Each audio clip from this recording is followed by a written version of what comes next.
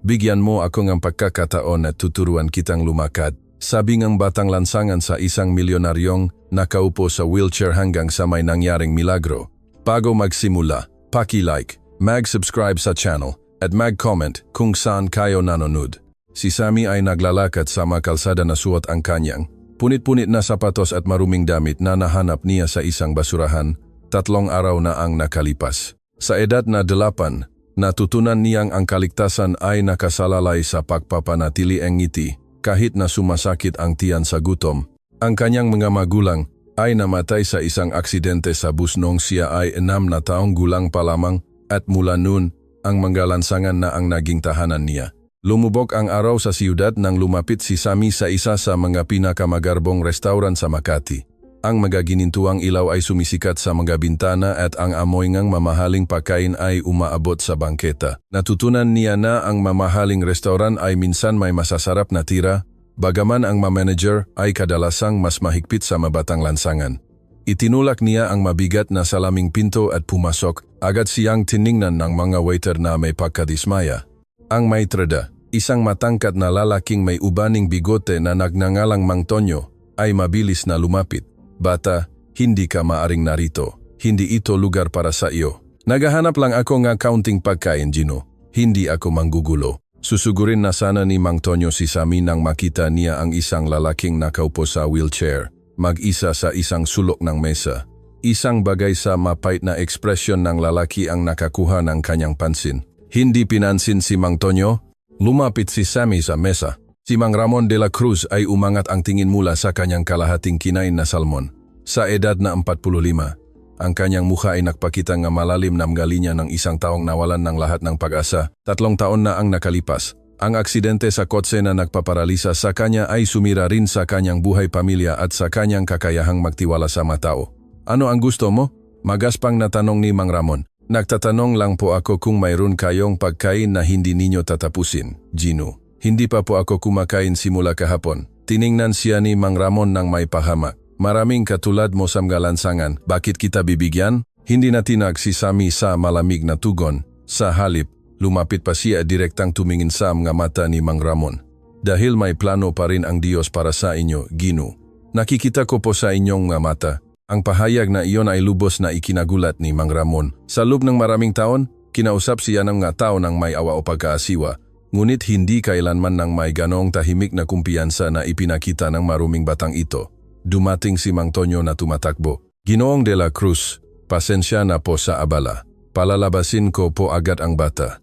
Itinaas ni Mang Ramon ang kamay para pigilan siya, hindi inaalis ang tingin kay Sammy. Sandali. Mayroong isang bagay sa tingin ng bata na hindi niya maintindihan. Ano ang pangalan mo? Sammy po. May pamilya ka ba, Sammy? Wala po, Gino, pero hindi po ako nag-iisa. Hindi po ako kailanman nag-iisa. Sumimangot si Mang Ramon sa kakaibang sagot. Kumuha siya ng 1,000 piso sa kanyang wallet at iniabot sa bata. Kunin mo ito at umalis ka na. Tiningnan ni Sammy ang pera, ngunit hindi niya ito kinuha. Hindi ko po kailangan ng pera, Gino. Kailangan ko po na maniwala kayo na makakalakad kayong muli. Ang pahayag na iyon ay parang isang pisikal na suntok kay Mang Ramon. Sa isang sandali, hindi siya makapagsalita. Nang muli siyang makapagsalita, ang kanyang tono ay mapanganib. Pakinggan mo ako ng mabuti, bata. Paraplegic ako, patay ang aking mabinti. Kinumpirma ito ngang pinakamagagaling na doktor sa mundo. Walang lunas, walang milagro, walang pag-asa. Kaya kunin mo ang pera at tigilan mo na ang kalokohan. Ang mabinti ninyo po ay maaring tulok, pero hindi po kayo patay, Gino. Ramdam ko po ang buhay sa inyo. Muling lumapit si Mang Tonyo. Ginoong de la Cruz, gusto niyo po bang tawagin ko ang security? Tiningnan ni Mang Ramon ang bata sa mahabang sandali. Mayroong isang nakakagambalang bagay sa kanyang hindi matitinak na kumpiyansa. Hindi, Mang Tonyo, pakainin mo ang bata, pero sa kusina, hindi rito. Ngumiti si Sammy sa unang pagkakataon. Salamat po, Gino. Mari po ba akong bumalik bukas sa parehong oras? Para saan? Para makasama kayong maghapunan kung hindi ninyo po ikagagambala. Mapait na tumawa si Mang Ramon. Makasama akong maghapunan. Alam mo ba kung sino ako? Si Mang Ramon de la Cruz po, Gino. At malungkot na malungkot po kayo. Ang pagiging simple ngang sagot ay lubos na nagpahina kay Mang Ramon. Dahan-dahan siyang tumango. Sige, bukas nga 8:00. Kinabukasan.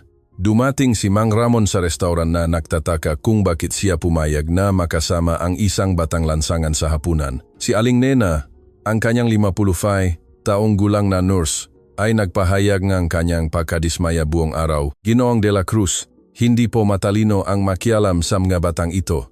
Maari silang maging mapanganib o may sakit. Responsibilidad ko po na protektahan ang inyong kalusugan. Aling Nena, hapunan lang yan. Kakain ang bata at alis. Ang mabatang lansangan ay mapanlinlang. Nakita ko na po ang maraming kaso ang mayayamang tao na niloko ang menor de edad na tila inosente. Hindi pinansin ni Mang Ramon ang kanyang protesta, bagaman sa loob niya ay nagtataka siya kung tama ba ito. Dumating si Sammy ng eksakto alas 8 na suot ang parehong maruming damit. Ngunit ang mukha ay bagong hugas.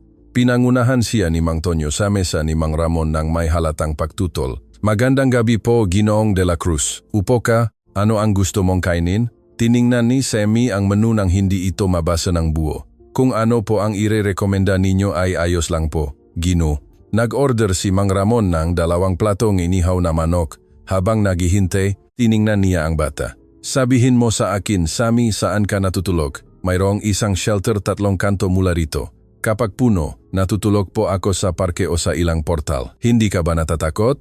Ano po ang dapat kong katakutan, Gino? Ang masasamang tao, ang lamig, ang pag-iisa. Seryosong pinag-isipan ito ni Sammy. May masasamang tao po, Toto, pero may mabubuti rin po. At hindi po ako kailanman nag-iisa. Patuloy mong sinasabi. Yan, ano ang ibig sabihin? Ibig sabihin po, laging may nagbabantay sa akin kahit hindi ko po nakikita. Nakaramdam si Mang Ramon ng halo ng inis at pag-ausyoso. Ang Diyos ba ang tinutukoy mo? Ang pag-ibig po ang tinutukoy ko. Ginoong de la Cruz, ang pag-ibig po ay hindi tayo kailanman iniwan, bagaman minsan mahirap makita. Dumating ang pagkain at kumain, si Sammy nang may halatang gana, ngunit hindi nagmamadali. Napansin ni Mang Ramon na inilalabas na labata ang kalahating ang kanyang porsyon, hindi ka ba gutom? Opo, pero may isang babay na may 2 maliliit na bata na natutulog malapit sa shelter.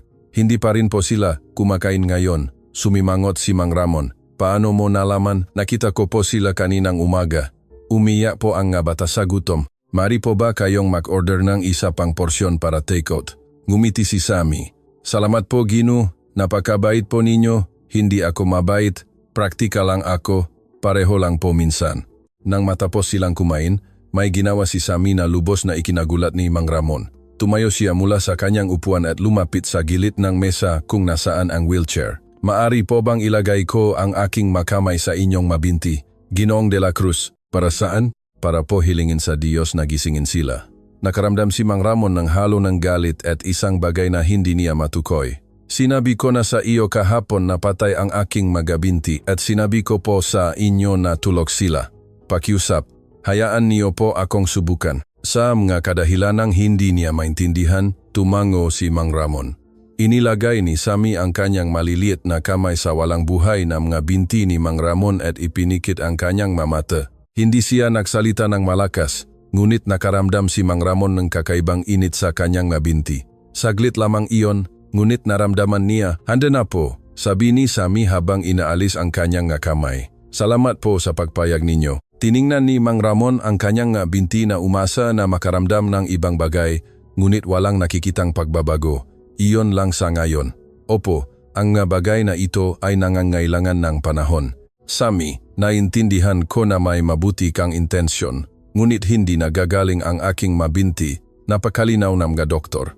Maraming alam ang mga doktor, Ginoong de la Cruz, pero hindi po nila alam ang lahat. Maari po ba akong bumalik bukas? Ikinagulat ni Mang Ramon ang kanyang sarili sa pagtango. Sige, sa sumunod na 2 linggo, binisita ni Sammy si Mang Ramon gabi-gabi. Laging dumarating siya sa oras, laging hinahati ang kanyang pagkain sa ibang nangangailangan, at laging nagtatapos sa paglalagay ng kanyang makamay sa mabinti ni Mang Ramon. Unti-unting inaasahan ni Mang Ramon ang kanyang pagdating. Ang pag-usap sa pagitan nila ay naging mas malalim. Nakuwento si Sammy ng kanyang buhay sa mga lansangan ng walang kapaitan, kahit na may halong biro. Nakuwento siya tungkol kay Aling Celia, ang matandang babae na minsan ay nagbibigay sa kanya ng tinapay. Tungkol kay Tonyo, ang binatilyo na nawalan ng binti sa isang aksidente at patuloy pa ring nakangiti. tungkol sa mga pamilya sa shelter na nagtutulungan sa kabila ng halos wala silang pag-aari. Hindi ka ba nagagalit, Sammy? Tanong ni Mang Ramon isang gabi. Oo naman po. Minsan kapag nakikita ko po ang matatanda na sinasaktan ang mga bata o kapag may nag-aksaya ng pagkain habang ang iba ay gutom. Pero napakakapagod po ang laging galit. Para sa akin, ang pagiging galit lang ang nagpapanatili sa akin na gising. Kanino po kayo galit? Ginoong de la Cruz. Ikinagulat ng tanong si Mang Ramon. Sa Diyos, siguro. Sa mundo, sa sarili ko.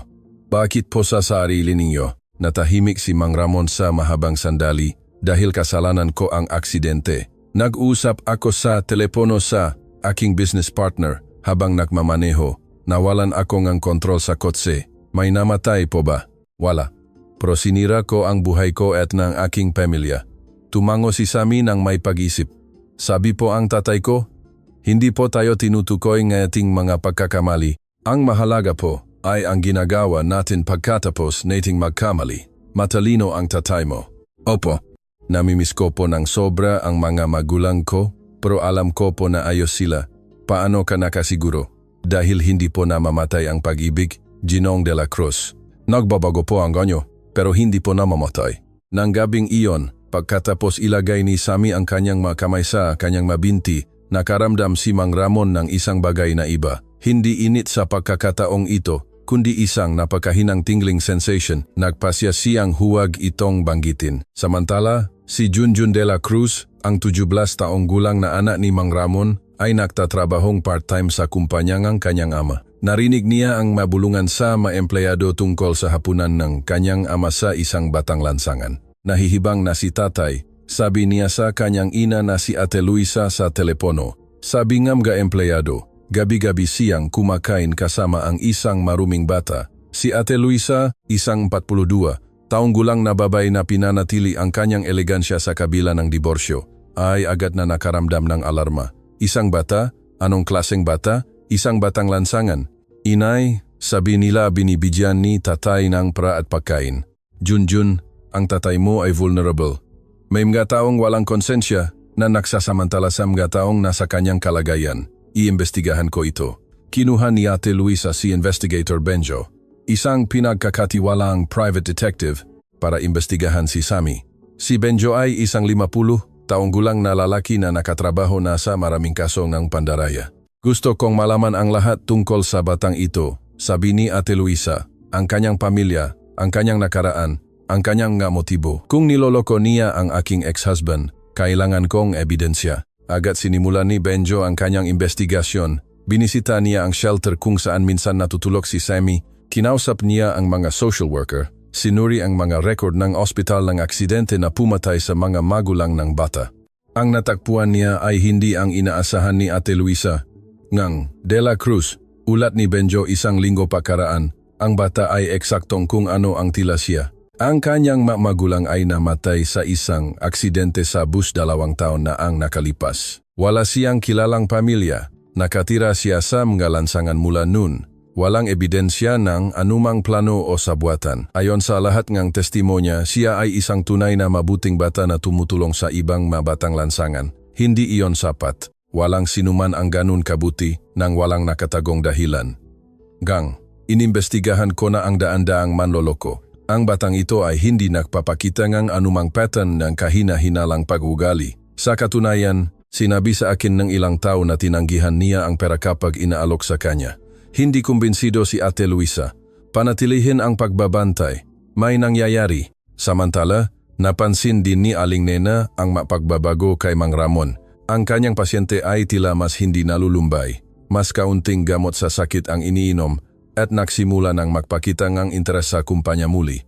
Ginoong de la Cruz, sabi niya isang umaga habang tinutulungan siya sa kanyang pang-araw-araw na gawain, napansin ko po na mas kaunti ang inyong iniinom na analgesic. Hindi ako gaanong nakakaramdam ng sakit nitong nakaraang araw. Nakausap niyo na po ba si Dr. Luis Garcia tungkol dito? Hindi na kailangan. Pansamantala lang yan. Sumimangot si Aling Nena. Nakatrabaho na niya ang maraming paraplegic na pasyente at ang biglaang pagbuti sa mood ay kadalasang nauna sa malubhang pagbalik ng sakit. Bukod pa rito, kung malaki ang pagbuti ni Mang Ramon, maaring hindi na niya kailangan ang full-time na nurse. Ang kanyang buwanang sweldo na 30,000 piso ay nakasalalay sa pagiging dependent ni Mang Ramon. Ginoo, sa tingin ko po ay dapat kayong maging maingat sa batang iyon. Ang mga batang lansangan ay maaring maging sanhingam ga sakit. Malinis si Sammy, Aling Nena. Maari rin po silang maging mapanlinlang. Ginagamit nila ang simpatiya para makakuhang pera. Hindi ako kailanman hiningyan ni Sammy ng pera. Hindi pa po, Ginoo, pero nagtatayo pa lang po sila ng tiwala. Karaniwan po yan. Tiningnan siya ni Mang Ramon ng mainis. Aling Nena, bata lang si Sammy na nangangailangan ng tulong. Sana po tama kayo, Ginoo. Sa kumpanya Nega de la Cruz sa Quezon City, si Ginoong Eduardo Reyes ay nagmamasid sa sitwasyon nega kanyang kasosyo ng may lumalaking interes. Sa edad na 52, si Ginoong Eduardo ay naghihintay ng pagkakataon para sa ganap na kontrol sa kumpanya ng civil engineering. Kakaiba ang kilos ni Mang Ramon nitong nakaraang araw. Sabi niya sa kanyang legal assistant na si Abogada Sandra, sabi nga empleyado, mas aktibo na siya sa pang-araw-araw na desisyon. Hindi ba't maganda iyon para sa kumpanya? Ginoong Eduardo, Abogada Sandra, ang isang lalaking nasa wheelchair ay hindi maaring epektibong mamuno sa isang kumpanya ng konstruksyon. Kailangan niyang nasa magasite nek trabaho, mag-supervise nek trabaho, magpanatili ne relasyon sa mga kontraktor. Hindi na magagawa ni Mang Ramon ang mabagay na iyon. Ngunit ang kanyang maestratehikong desisyon ay laging napakahusay. Hindi sapat ang estratehikong desisyon. Kailangan kong legal na dahilan para pilitin ang kanyang pag-alis. Ang kanyang pisikal na kapansanan ang maaring maging dahilan na iyon. Nakaramdam si Abogada Sandra ng pagkaasiwa sa pag-usap. Nakatrabaho na niya si Mang Ramon sa loob ng 5 taon at iginagalang niya ito. Ginoong Eduardo, sigurado po ba kayo na gusto ninyong ituloy ang landas na ito? Abogada Sandra, ito ay business. Hindi maaring makialam ang damdamin sa mga kinakailangang desisyon sa negosyo. Isang gabi, sa 3 linggo nga hapunan, nakaramdam si Mang Ramon ngang isang bagay na hindi niya naranasan sa loob ng 3 taon. Habang inilalagay ni Sammy ang kanyang nga kamay sa kanyang nga binti, nakaramdam si Mang Ramon ng napakahinang paggalaw sa kaliwang paa. Napakaliit nito kaya naisip niyang baka imahinasyon lang niya. Sammy, sabi niya nang inalis ng bata ang kanyang nga kamay, may naramdaman ka ba kapag hinahawakan mo ang aking mabinti? Nararamdaman ko po ang buhay. Ginoong de la Cruz, parang tubig na umagos ng napakabagal. Pero umaagos, tiningnan ni Mang Ramon ang kanyang nga binti ng may bagong atensyon. Ano ang ibig sabihin niyan? Ibig sabihin po, naalala na po ang inyong katawan kung paano gumalaw. Putol ang maugat, Sammy. Hindi sila maaring magkumpuni ng mag-isa. Ang maugat po ay parang mga kabel. Hindi po ba? Minsan ang masirang kabel ay nakakahanap ng mga bagong daan. Nang gabing iyon, nagpasya si Mang Ramon na sabihin kay Dr. Luis Garcia ang tungkol sa kakaibang sensasyon.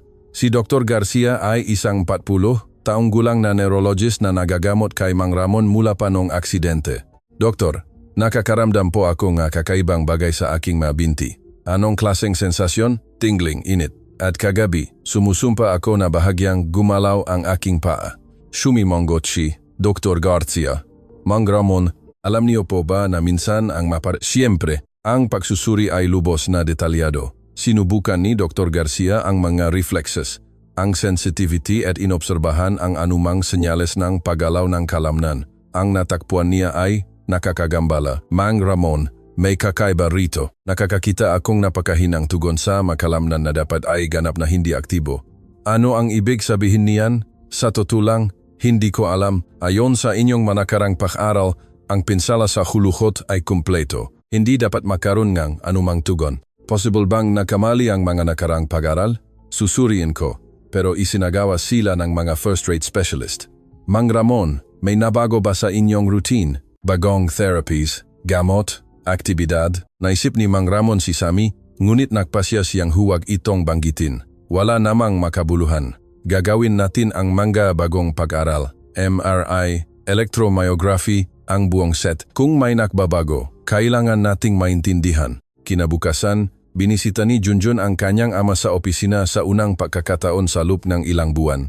Ang kumpanya ay sumasakop sa 3 palapak ng isang modernong gusali at ang opisina ni Mang Ramon ay nasa tuktok na palapak. Tatay, kailangan po nating mag-usap. Inangat ni Mang Ramon ang tingin mula sa mga plano na arkitektura na kanyang sinusuri. Junjun, masaya akong makita ka. Kumusta ang klase? Ayos lang po, tatay. Pinag-usapan po ng mega empleyado. Sabi nila gabi-gabi kayong kumakain kasama ang isang batang lansangan.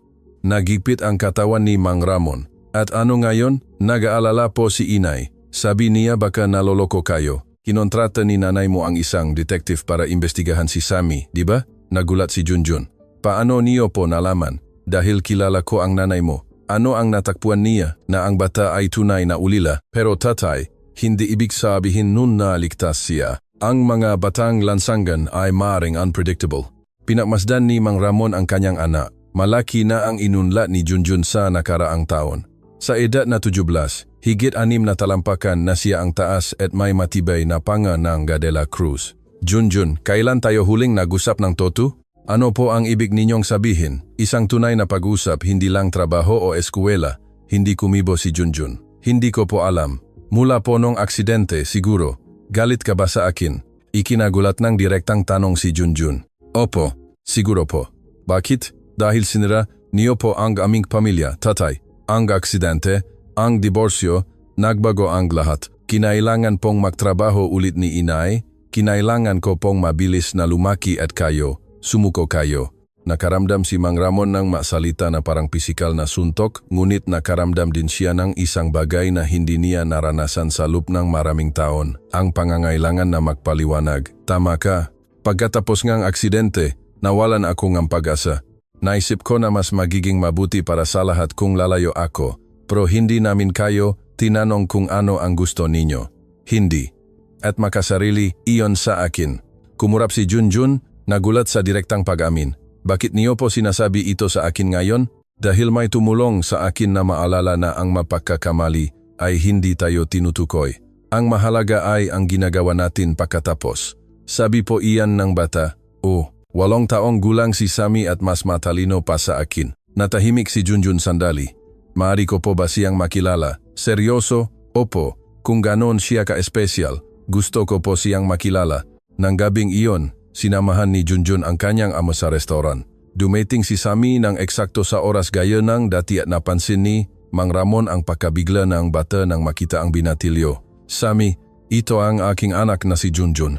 Inabot ni Sammy ang kamay ng may ngiti. Ikinagagala ko po kayong makilala, Junjun. Marami po kayong kuwento sa akin ng inyong tatay. Kinamayan ni Yun ang maliit na kamay. Napansin na malinis ito sa kabilang maruming damit. Kumusta, Sammy? Habang kumakain, inobserbahan ni Junjun ang interaksyon ng kanyang ama at na bata. Mayroong isang kagaan sa kanilang pag-usap na hindi niya nakita sa kanyang ama mula pa bago ang aksidente. Nagsalita si Sammy nang may parehong tahimik na kumpiyansa na unang gumambala kay Mang Ramon. Junjun, sabi ni Sammy habang kumakain sila, galit po ba kayo sa inyong tatay? Ikinagulat ng direktang tanong ang binatilyo. Paano mo nalaman? Nakikita po sa inyong nga mata at nalulungkot po ang tatay ninyo kapag pinag-uusapan kayo. Komplikado. Karamihan sa mga mahahalagang bagay ay komplikado. Pero ang galit ay parang pagdadala ng mga bato sa bulsa. Napakakapagod po ang magdala nga maito. Sumimangot si Junjun. Paano nalalaman ng isang 8 taong gulang na bata ang maganyang bagay? Nakatira po ako kasama ang maraming galit na tao sa mga lansangan. Mas pagod po ang magalit kaysa sa mamalungkot. Pero may mga dahilan po ako para magalit. Sigurado po kayong mayroon. Pero mas maganda po ba ang pakiramdam niyo sa mga dahilan na iyon? Hindi alam ni Junjun kung ano ang isasagot sa pagtatapos ng hapunan.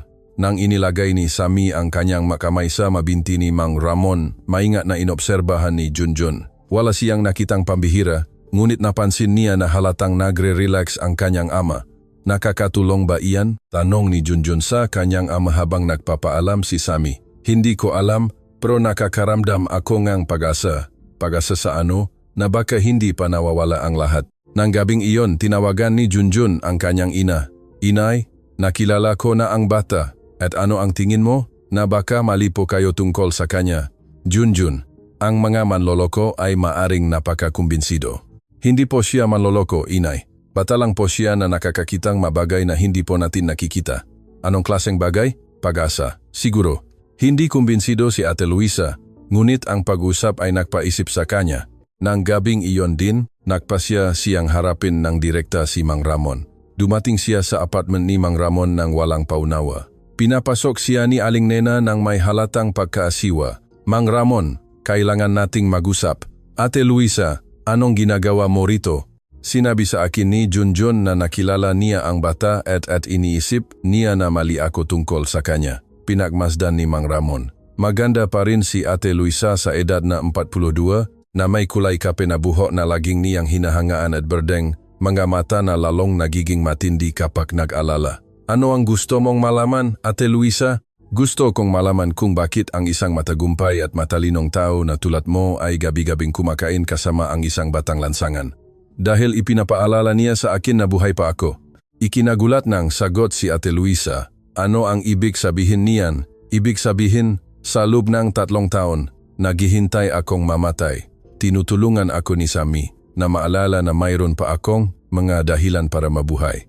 Mang Ramon, naiintindihan ko na nag-iisa ka, pero may mas angkop na paraan para makahanap ng kasama. Maka-therapist, support groups, kaibigan. Sinasabi sa akin ng mga therapist ang alam ko na. Ang mas support groups ay puno nga taong nagrereklamo tulad ko. Tinatrato ako ng mga kaibigan na parang salamin. Tinatrato ako ni Sammy na parang normal. At ano ang mangyayari kapag naksawa? Siya sa iyo o kapag nakakita siya ng mas mayaman? Ate Luisa, hinahati ni Sammy ang kalahati ng kanyang pagkain sa ibang gutom na bata. Hindi ako naniniwala na pera ang motibo niya. Kung gayon, ano ang gusto niya? Naisip ni Mang Ramon sandali. Sa tingin ko gusto niya na makalakat akong muli. Mang Ramon, alam mo na impossible iyon. Oo, alam ko, pero hindi niya alam. At mayroong isang nagpapalaya sa pakiramdam na kasama ang isang taong naniniwala sa mga imposible. Naguluhan si Ate Luisa sa pag-usap. Hindi ito ang mapait at nagtatanggol na Mang Ramon na kanyang nakasama sa panahon ng diborsyo. Iba ang itsura mo, pagamin niya. Iba kung paano. Mas tulad ng lalaki na pinakasalan ko. Dahan-dahan na tumango si Mang Ramon. Tinutulungan ako ni Sammy na maalala kung sino ako bago naging madilim ang lahat. At kung saktan ka niya, kung umalis siya, kung gayon masasaktan ako, pero mas maganda ang sakit ng pagkawala ng isang bagay na mabuti kaysa sa kawalan ng anumang damdamin. Natahimik si Ate Luisa sa mahabang sandali. Maari ko ba siyang makilala? Seryoso? Opo. Kung napakahalaga siya sa iyo, gusto kong maintindihan kung bakit. Kinabukasan, sumama si Ate Luisa kay Mang Ramon at Sammy sa hapunan. Sinalubong siya ngayong bata nang may parehong bukas ng ngiti na nagpahina kay Mang Ramon. Kayo po siguro si Ate Luisa, sabi ni Sammy. Marami po kayong kwento sa akin ni Mang Ramon. Talaga? Ano ang sinasabi niya? Sabi po niya matalino kayo at malakas at nag-aalala po kayo kay Junjun. Tiningnan ni Ate Luisa si Mang Ramon na may pagkabigla. Sinasabi mo iyan tungkol sa akin, kabilang sa iba pa, sagot ni Mang Ramon habang kumakain.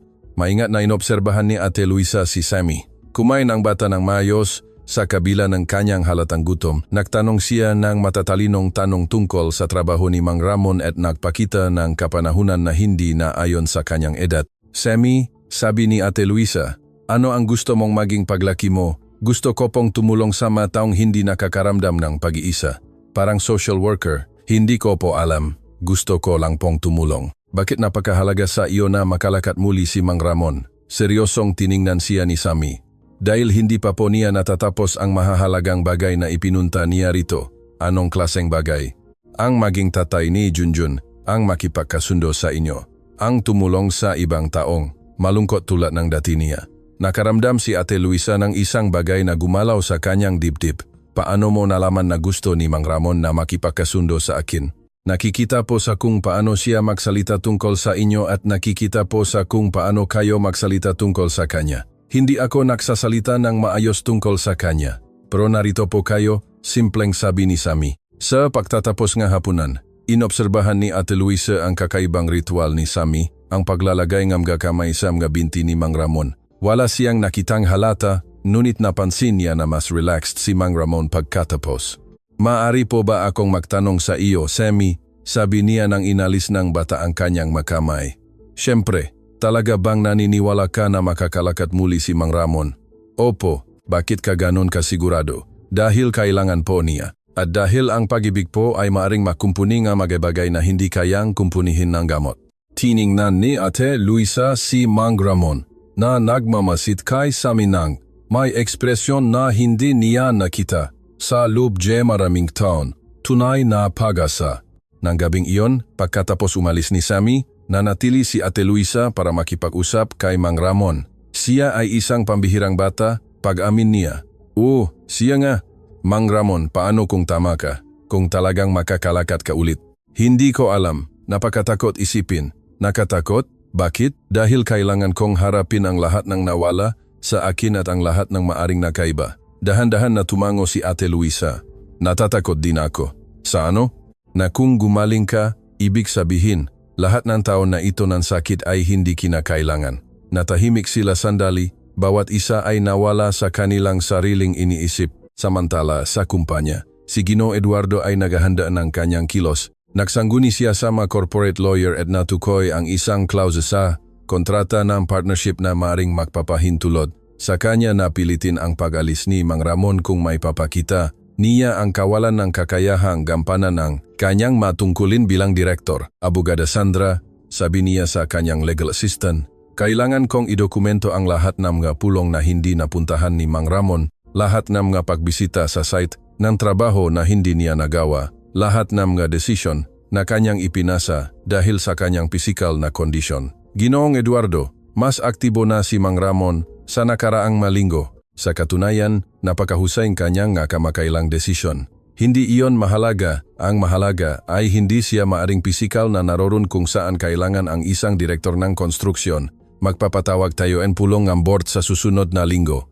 Lalo pang nakaramdam ng pagkasiwa si Abogada Sandra sa sitwasyon, ngunit sinunod niya ang matagubiling ng kanyang amo. Ang pulong ng board ay itinakda para sa Biyernes ng hapon. Dumating si Mang Ramon na handa na nasuri ang lahat ng kasalukuyang proyekto at ang mahinaharap na panukala. Kasama sa iba pang miyembro ng board si Ginoong Eduardo, Abogada Sandra, ang chief accountant na si Mr. Carlos Lim, at dalawang panlabas na investor, si Gnong Sofia Ramos at Ginoong David Santos. Magandang umaga po sa lahat. Sabi ni Mang Ramon habang ipinupwesto ang kanyang wheelchair sa dulo ng conference table. Mang Ramon, nagsimula si Ginoong Eduardo. Nang walang pasakalye, ipinatawag namin ang pulong na ito upang talakayin ang hinaharap na pamumuno ng kumpanya. Ano ang ibig mong sabihin? Sa tingin ko, panahon na para isaalang-alang mo ang isang mas konsultang papel sa kumpanya. Habang ang isang mas may kakayahang pisikal ay gaganap sa pang-araw-araw na responsibilidad sa operasyon, nakaramdam si Mang Ramon ng pamilyar na galit na tumataas, ngunit mayroon ding iba pa. Isang determinasyon na hindi niya naramdaman sa loob ng maraming taon. Ginoong Eduardo, buo ang aking kakayahang mental. Epektibo kong ginagampanan ang aking mga responsibilidad. Pero hindi ka makakabisita sa mga site ng trabaho. Hindi ka makakapag-supervise ang konstruksyon. Hindi ka makakapagpanatili na kinakailangang relasyon sa mga kontraktor at manggagawa. Epektibo kong ipinasa ang mga responsibilidad na iyon. Ang pagpapasa ay hindi pamumuno. Mang Ramon, ito ay isang kumpanya ng konstruksyon, hindi isang consulting firm.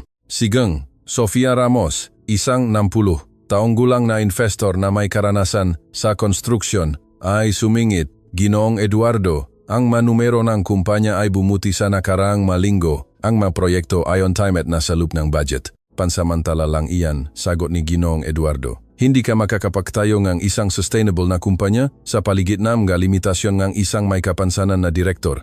Ang nasalita ay parang isang sampal kay Mang Ramon. Sa isang sandali, naramdaman niya ang lumang kawalan ng pag-asa na bumabalik, ngunit naalala niya ang nasalita ni Sammy. Hindi tayo tinutukoy ng pagkakamali. Ang mahalaga ay ang ginagawa natin pagkatapos. Ginoong Eduardo, sabi ni Mang Ramon na may tahimik ngunit matatak na boses. Pinamumunuan ko ang kumpanyang ito mula sa aking wheelchair sa loob ng 3 taon. Napapanatili namin ang profitability. Natupad namin ang lahat ng aming mga kontrata at napapanatili namin ang isang mahusay na reputasyon sa industriya. Pero isipin mo kung ano ang maaari nating makamit sa ganap na pamumuno. Sa sandaling iyon, nakaramdam si Mang Ramon ng isang pambihirang bagay. Isang matinding tingling sensation ang dumaloy sa kanyang mabinti na sinunda ng isang hindi sinasadyang pagtulak na igalaw ang kanyang mapaa sa kanyang pagkamangha. Bahagyang gumalaw ang kanyang kanang paa sa ilalim ng mesa. Pinanatili niya ang kanyang neutral na ekspresyon, ngunit bumilis ang tibok ng kanyang puso. Tunay ang paggalaw, hindi imahinasyon. Ginoong David Santos, tanong ni Mang Ramon sa isa pang investor, Ano ang opinyon ninyo sa aking paghanap? Si Ginoong David Santos, isang 55 taong gulang na lalaki, ay nakatrabaho na si Mang Ramon sa loob ng isang dekada. Mang Ramon, ang iyong maestratehikong desisyon ay laging nakahihigit. Kung makakapagpatuloy ka sa epektibong pamumuno, wala akong nakikitang dahilan para sa pagbabago. Ang pagiging epektibo ay hindi lang estratehiya, giit ni Ginoong Eduardo. Ito ay tungkol sa presensya, tungkol sa nakikitang pamumuno. Naroon ako, Ginoong Eduardo, narito ako, kasama ako, gumagawa ako ng madesisyon. Nasa wheelchair ka, tensyonado ang katahimikan sa silid. Nakaramdam si Mang Ramon ng isa pang paggalaw sa kanyang mabinti, mas malakas. Sa pagkakataong ito, tila ang paghaharap ay gumigising ng isang bagay sa kanyang katawan.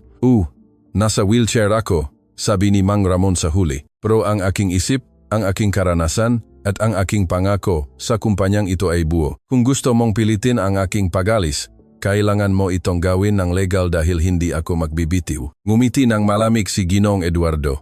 Napakahusay, iminumungkahi ko ang isang mosyon na alisin si Mang Ramon de la Cruz sa kanyang posisyon bilang CEO dahil sa pisikal na kawalan ng kakayahang gampanan ang mga responsibilidad ng posisyon. Sinusuportahan ko ang mosyon, sabi ni Abogada Sandra, bagaman ang kanyang boses ay tila nag-aatubili. Tinututulan ko ang mosyon, agad na sabi ni Gang. Sofia Ramos, tinututulan ko rin.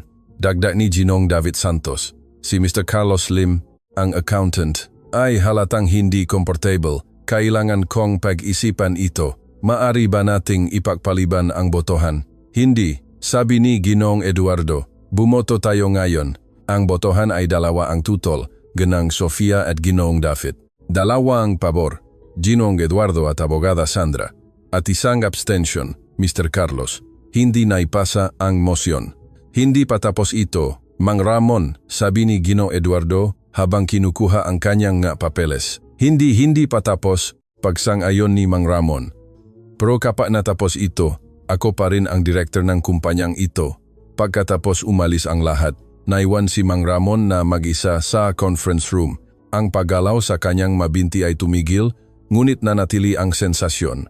Sa unang pagkataon sa loob ng 3 taon, nakaramdam siya na parang isang mandirigma, hindi isang biktima. Nang gabing iyon, habang kumakain kasama si Sammy, isinalay sa ni Mang Ramon ang tungkol sa pulong. May naramdaman po ba kayong kakaiba ngayon? Tanong ni Sammy. Gumalaw ang aking mabinti sa panahon ng pulong. Malawa na ngumiti si Sammy. Talaga? Napakahina. Pero Toto, paano mo nalaman? Dahil mukha po kayong iba, mas malakas. Sammy, paano kung makalakat nga akong muli?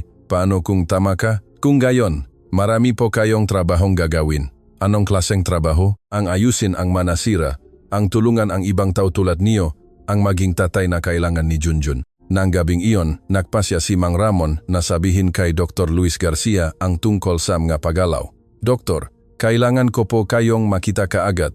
May nangyayari po sa aking mabinti. Tinanggap siya ni Dr. Luis Garcia sa kanyang opisina kinabukasan. Anong klaseng paggalaw, Mang Ramon? Maliit pro tiyak. Ang kanang paalalo na, pero nakaramdam din ako nga aktibidad sa kaliwa. Ang pagsusuri ay mas detalyado pa kaysa sa nakaraang isa. Sinubukan ni Dr. Luis Garcia ang reflexes, gumawa ang mapagsusuri sa sensitivity at sinuri ang tugon ng kalamnan. Mang Ramon, ito ay pambihira. Nakakakita akong matugon ng neurological na tiya na wala dun isang buwan na ang nakakaraan. At ano ang ibig sabihin niyan? Sa totoo lang, hindi ko alam. Ang neural regeneration sa antas na ito ay dapat imposible sa uring ang pinsala na natamo mo, maaring nagkamali sila sa orihinal na diagnosis. Sinuri ko ang lahat ng orihinal na pag-aaral. Ang pinsala ay kumpleto, walang neural connection sa ibaba ng punto ng vertebral fracture. Kung gayon, ano ang nangyayari? May ilang teorya tungkol sa matinding neuroplasticity, kung saan ang utak ay nakakahanap ng mabagong neural roots, ngunit karaniwan itong tumatagal ng mga taon ng matinding therapy at ang iyong mapagbuti ay sa loob ng mga linggo. Ano ang irerekomenda mo?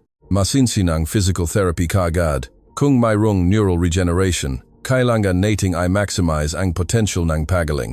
Nag-schedule si Dr. Luis Garcia ngang pang-araw-araw na sesyon ng physical therapy kasama si Therapist Maya, isang physiotherapist na dalubhasa sa mga pinsala sa gulugot. Mang Ramon, sabi ni Therapist Maya sa kanya sa unang sesyon, magtatrabaho tayo ng husto. Kung mayroong pagkakataon para sa pagaling, hindi natin ito maaring sayangin. Ang masesyon ay nakakapagod. Trabaho ni Therapist Maya ang mga kalamnan ng binti ni Mang Ramon.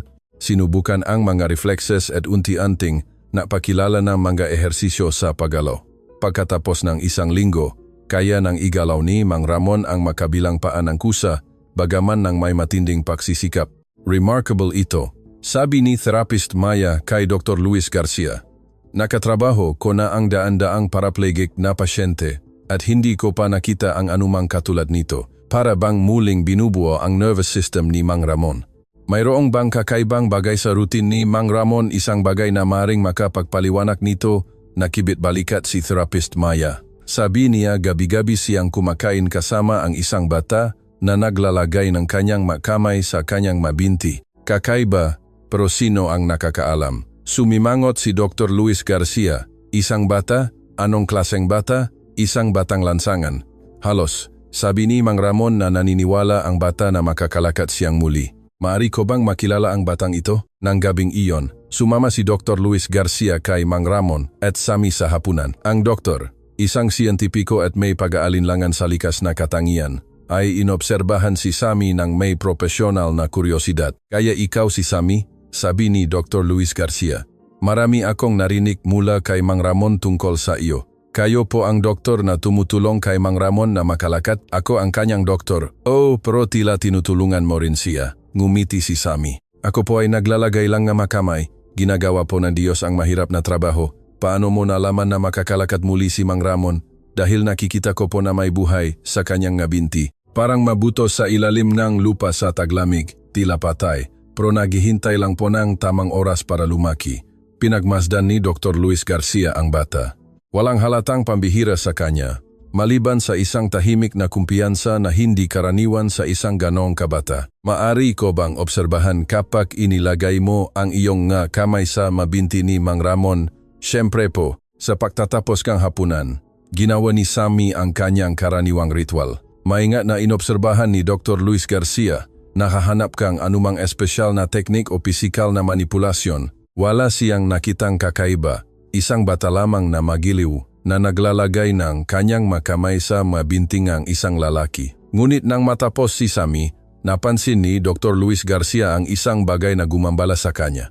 Ang mabinti ni Mang Ramon ay gumalaw ng hindi sinasadya, isang tugon na hindi niya nakita sa alinman sa kanyang sesyon ng therapy. Mang Ramon, naramdaman mo ba iyon? Oh, laging nangyayari kapag natapos si Sammy. Tiningnan ni Dr. Luis Garcia ang bata ng may bagong kuryosidad.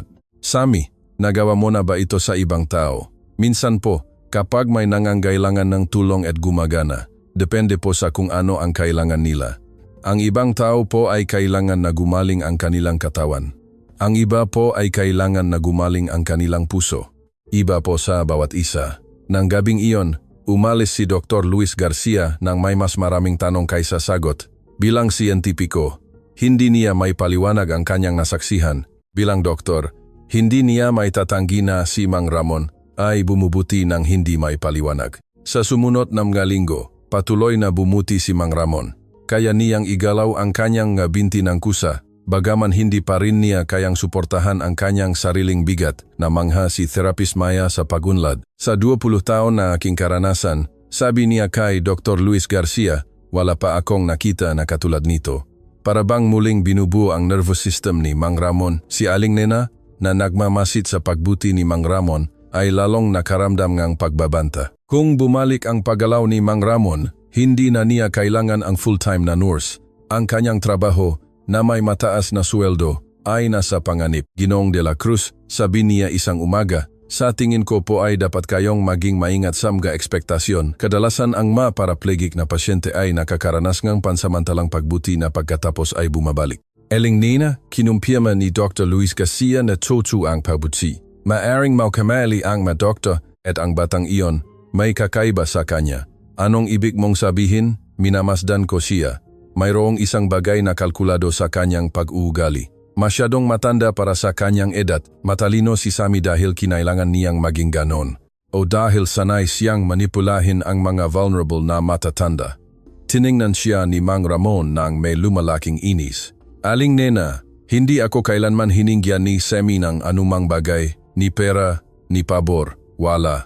Hindi pa po, pero kapag naramdaman niya na nakabuo na siyang sapat na tiwala, hihingi siyang isang malaking bagay. Ano? Pag-ampon marahil isang bahay, pera para sa kanyang edukasyon, mamahaling medical na paggamot para sa isang imbento na sakit. Nakita ko na ang maskem na ito dati. Nakaramdam si Mang Ramon ng maliit ngunit matatag na pagdududa na unti-unting lumalaki sa kanyang isip. Possible na si Sammy ay nagpapatupad ng isang uri ng pangmatagalang plano. Nang gabing iyon, habang kumakain, mas maingat na inobserbahan ni Mang Ramon si Sammy. Ang bata ay kumilos ng eksakto tulad ng dati. Hinati niya ang kanyang pagkain, nakuwento ng kanyang araw, nagtanong tungkol sa trabaho ni Mang Ramon at inilagay ang kanyang makamay sa kanyang mabinti sa huli.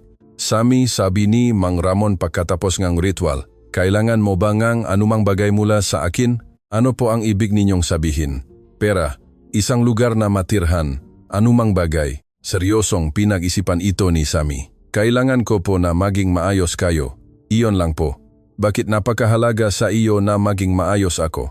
Dahil kapag maayos ang matao, makatulong po sila sa ibang tao at marami pong tao ang nangangailangan ng tulong. Pero, ano ang gusto mo? Gusto ko po na walang gutom na bata. Gusto ko po na bumuti ang pakiramdam nga malungkot na tao. Gusto ko po na hindi magawi ang mga pamilya. Nakaramdam si Mang Ramon nagkakahihiyan sa pagdududa niya. Ang masagot ni Sammy ay eksakto sa inaasahan niya mula sa isang tunay na mabuting bata, ngunit ang mabinhi ang pagdududa na itinanim ni Aling Nena ay patuloy na lumalaki, lalo na nang magsimulang magpahayag ng katulad na pag-aalala si Ate Luisa. Mang Ramon, sabi ni Ate Luisa sa telepono, iniisip ko si Sammy. Hindi ba kakaiba na ang isang 8 taong gulang na bata ay ganun katalino? Mabilis na lumalaki ang nga batang nagdusa, Ate Luisa. Pero Mang Ramon, sinabi ng ilang social worker na nakausap ko na hindi pa nila nakita. Si Sammy Samga programa ng gobyerno para Samga Batang Lansangan. Para bang bigla na lang siyang lumitaw, maraming batang lansangan ang umiwas sa mga opisyal na programa. Siguro, pero paano kung lahat tayo ay nakakamali tungkol sa kanya? Ang pag-usap ay mas nakagambala kay Mang Ramon kaysa sa gusto niyang aminin. Nagpasya siyang kausapin si Benjo, ang detektif na kinontrata ni Ate Luisa. Benjo, gusto kong ipagpatuloy mo ang pag-imbestiga kay Sammy, pero sa pagkakataong ito, mas malalim pa. Gusto kong malaman kung saan siya eksaktong naroon bawat araw sa nakaraang 2 taon. Tinanggap ni Benjo ang assignment ng may bahagyang pag-aatubili. Ginoong de la Cruz, inimbestigahan ko na ng lubusan ang bata. Wala akong nakitang kahina-hinala. Imbestigahan ulit. Dapat mayroon tayong nalampasan. Ginugol ni Benjo ang isa pang linggo sa pag-iimbestiga. Kinausap niya ang mamanggagawa sa shelter, ibang mga batang lansangan, lokal na mga ngalakal, mga pulis sa lugar. Ang natagpuan niya ay kinumpirma lamang ang kanyang orihinal na investigasyon. Ginoong de la Cruz, ulat niya, nakausap ko na ang 12 ng tao. Lahat sila ay may parehong kwento. Si Sammy ay eksaktong kung ano ang tila siya, isang ulila na bata na tumutulong sa iba at hindi kailanman nagiging problema. Sinabi sa akin ng ilang mga ngalakal na sinubukan nilang bigyan siyang bayad na trabaho, pero pagkain lang ang tinatanggap niya. Walang sinuman ang nakakita ang anumang kahina-hinala. Wala. Sa katunayan, maraming tao ang nagtanong sa akin kung bakit ko iniimbestigahan ang isang ganoong kabuting bata. Nakaramdam si Mang Ramon ng ginhawa, ngunit nakaramdam din ng pagkakasala sa pagdududa niya. Samantala, mas maraming oras ang ginugol ni Junjun kay Semi at nagkaroon ng tunay na pagmamahal sa bata. Nagsimulang makita ngang binatilyo kung paano kumilos si Semi bilang isang tulay sa pagitan niya at ng kanyang ama. Tatay, sabi ni Junjun isang gabi, sa tingin ko hindi po ako naging patas sa inyo. Ano ang ibig mong sabihin? Pagkatapos po ang aksidente, ganon po ako kagalit kaya hindi ko po nakita ang sakit ninyo.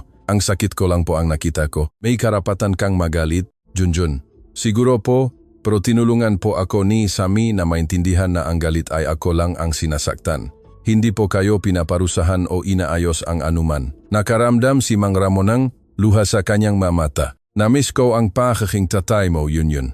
Namiss ko rin po ang makaroon ng tatay. Ito ang unang tapat na pag-usap na nagkaroon sila sa loob ng 3 taon at pareho silang nakaramdam ng isang bagay na gumagaling sa pagitan nila. Gayunpaman, lumala ang sitwasyon ng magpasya si Ate Luisa na gumawa na legal na hakbang. Nagsangguni siya sa isang abogadong pampamilya, si Abogado Robert Tan, tungkol sa posibilidad na makakuha ng court order para ilayo si Sammy kay Mang Ramon. Abogado Tan, sabi ni Ate Luisa, nag-aalala po ako na minamanipula ang aking ex-husband ng batang ito. May ebidensya po ba kayo ng manipulasyon o pinsala? Ang aking ex-husband ay emotionally vulnerable. Ang batang ito ay maaring nagsasamantala sa kanyang kondisyon. Ng De La Cruz, para makakuhang restraining order, kailangan po natin ng ebidensya ng tunay na pinsala o banta. Nakaranas po ba ang inyong ex-husband ng anumang pinansyal o emosyonal na pinsala? Hindi naman po. Pero bumuti o lumala po ba ang kanyang kondisyon simula nang makilala ang bata? Kinailangan aminin ni Ate Luisa na si Mang Ramon ay kapansin-pansing bumuti. Bumuti po siya, pero iyon po ay maring bahagi ng planong bata. Nang walang konkretong ebidensya ng pinsala o manipulasyon, magiging napakahirap po na makakuha ng court order. Hindi sumuko si Ate Luisa. Nagsimula siyang idokumento ang bawat interaksyon ni Mang Ramon at Sammy, nakahanap ng anumang ebidensya ng manipulasyon. Sa panahong ito, naharap din si Sammy sa kanyang sariling hamon sa mga lansangan. Si Padre Jose, isang 60 taong gulang na pari na nagpapatakbo ng shelter kung saan minsan natutulog si Sammy, ay napansin ang isang espesyal na bagay sa bata mula pa noong unang araw. Sammy, sabi ni Padre Jose isang hapon, sabi ngang ibang bata na tinutulungan mo raw ang isang mayamang Ginoo. Hindi po siya mayaman sa kanyang puso, Padre. Malungkot na malungkot po siya. At naniniwala ka ba na matutulungan mo siya? Naniniwala po ako na gusto po ng Diyos na tulungan siya at ginagamit po niya ako para gawin iyon. Nakatrabaho na ni Padre Jose ang mabatang lansangan sa loob ng 20 taon, ngunit hindi pa niya nakilala ang sinumang katulad ni Sammy. Ang bata ay may tahimik at matalinong pag-ugali na pambihira. Sammy, naiintindihan mo ba na ang ibang tao ay maaring hindi maniwala sa ginagawa mo? Opo, Padre. Pero hindi po iyon nagbabago sa kung ano ang totoo. Ano ang totoo? Na ang pag-ibig po ay maaring makpakaling na makabakay na tila imposible ng humaling. Isang gabi, habang natutulog si Sammy sa shelter, nagising siya sa mga sigaw. Si Aling Linda, isang 30 taong gulang na babae na nakatira sa shelter kasama ang kanyang 2 maliliit na anak, ay nagpapanik. Boyet, hindi siya nagigising, sigaw niya. May mali kay Boyet. Si Boyet, 4 na taong gulang, ay may napakataas na lagnat at hindi tumutugon. Agad na tumawag si Padre Jose ng ambulansya, ngunit tila mabilis na lumalala ang kalagayan ng bata. Nang walang sinuman ang nagtanong, lumapit si Sammy kay Boyet at inilagay ang kanyang mga kamay sa ONG may lagnat. Si Aling Linda, na desperado, ay hindi pumrotesta. Ipinikit ni Sammy ang kanyang mata na natiling hindi gumagalaw. Sa loob ng ilang minuto, unti-unting naging mas matata ang pahinga ni Boyet at nagsimulang bumaba ang kanyang lagnat. Nang dumating ang ambulansya, gising na si Boyet at halos bumalik na sa normal ang kanyang temperatura. Naguluhan ang mga paramedic. Anong treatment ang ibinigay ninyo? Tanong ng isa sa mga paramedic. Wala, sagot ni Padre Jose. Dasal lang. Maingat na sinuri ng paramedic si Boyet. Well, ano man ang ginawa ninyo, gumana. Ayos na siya ngayon. Niyakap ni Aling Linda si Sammy nang may luha sa mga mata. Salamat anak ko. Salamat. Inobserbahan ni Padre Jose ang lahat ng may lumalaking paniniwala na si Sammy ay tunay na pambihira. Gayunpaman, ang insidenteng ito ay nakarating kay Ate Luisa sa pamamagitan ng kanyang network ng kontak sa mga serbisyong panlipunan. Ininterpret niya ito bilang ebidensya na si Sammy ay sangkot sa mapanganib o posibleng pandaraya na aktibidad. Abogado Tan, sabi niya sa kanyang abogado, ang bata ay nagsasagawa ng medisina ng walang lisensya. Sapat na iyan para sa isang court order, di ba? Possible. Pero kailangan natin ng mga testimonya na talagang nagsasagawa siya ng medisina, hindi lang nako-consoling ng isang batang may sakit.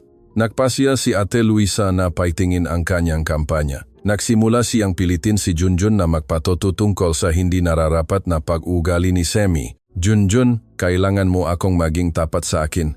Nakakita ka bang kakaiba sa pag-ugali ni Sammy sa iyong tatay? Hindi po inay, mabuting bata po si Sammy. Pero dapat mayroong isang bagay, ang paraan ng pagmamanipula niya sa emosyon ng iyong tatay. Inay, hindi po nambibiro si Sammy, mabait lang po siya. Junjun, ang iyong tatay ay vulnerable. Ang batang ito ay maaring nagsasamantala sa kahinaan na iyon. Paano? Mas mayos po si tatay ngayon kaysa sa loob ng maraming taon. Nag-usap na po ulit kami. Nagtatrabaho.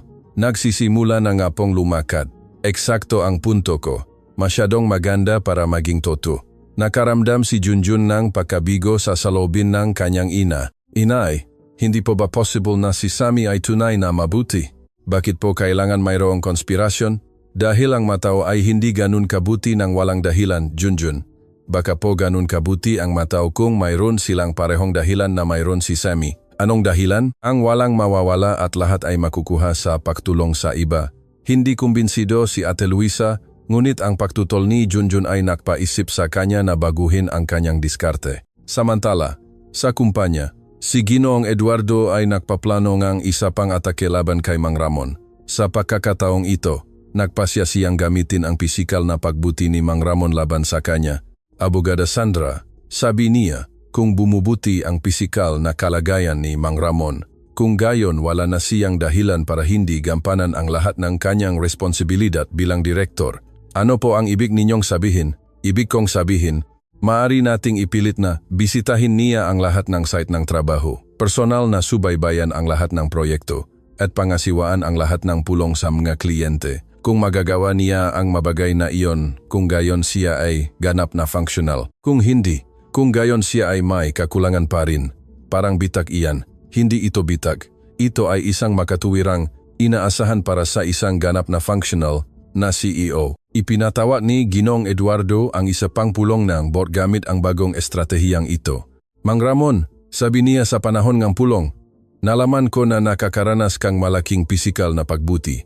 Oh, tama, magaling, kaya inaasahan ko na magagawa mong gampanan ang lahat ng responsibilidad na iyong ipinapasa. Simula sa mga pagbisita sa lahat ng 18 site ng trabaho ngayong linggo. Napagtanto agad ni Mang Ramon ang bitag. Bagaman kaya niyang lumakat ng maikling distansya ng may matinding pagsisikap, hindi pa rin niya kayang gampanan ang lahat ng pisikal na pangangailangan ng pagsubaybay sa mga site ng konstruksyon. Ginoong Eduardo, unti-unti ang aking pagaling. Kailangan ko pa rin ng panahon. Gaano katagal? Malinggo, buwan, taon, kailangan malaman ng mga investor kung maaari silang magtiwala sa isang ganap na functional na pamumuno.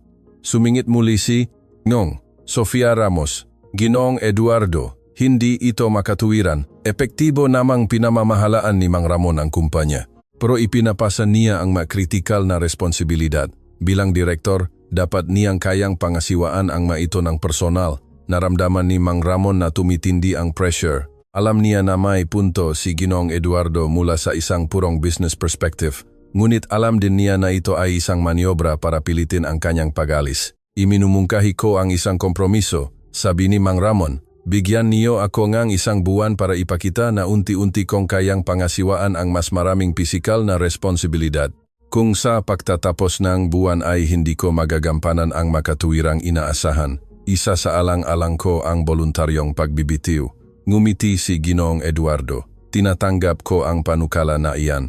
Natapos ang pulong na may pakiramdam na pinipilit si Mang Ramon, ngunit determinado. Alam niya na mayroon siyang isang buwan para mabawi ang sapat na paggalaw upang matugunan ang mga pangangailangan ng kanyang trabaho o mawawala sa kanya ang kumpanyang kanyang itinayo. Nang gabing iyon, isinalaysay niya kay Sammy ang tungkol sa sitwasyon. Kailangan kong makalakad ng maayos sa loob ng isang buwan, Sammy. Kung hindi ko magagawa, mawawala sa akin ang aking kumpanya. Seryosong tiningnan siya ni Sammy.